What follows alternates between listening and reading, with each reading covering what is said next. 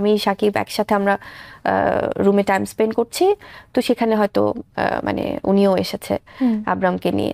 যমুনা টিভির এক সাক্ষাৎকারে বুবলি বলেন, একদিন শাকিব খানের সঙ্গে আমি একান্তে রুমে কোয়ালিটি টাইম স্পেন্ড করছিলাম, ঠিক তখনই অপু বিশ্বাস আবরাম খান জয়কে নিয়ে আমাদের রুমে ঢুকে পড়ে।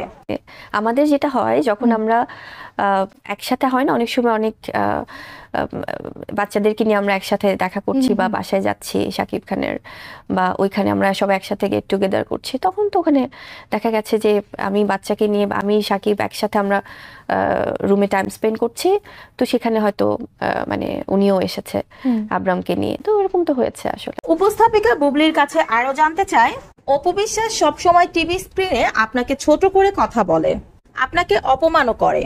আপনার যদি কখনো অপু বিশ্বাসের সঙ্গে দেখা হয় তাহলে কি এসব বিষয়ে আপনি তাকে কিছু জিজ্ঞেস করবেন? আসলে আমার কাছে মনে হয় যে যখন যে সিচুয়েশন আমরা ফেস করব তখন সেটা ডিপেন্ড করবে কেমন কি হচ্ছে। না,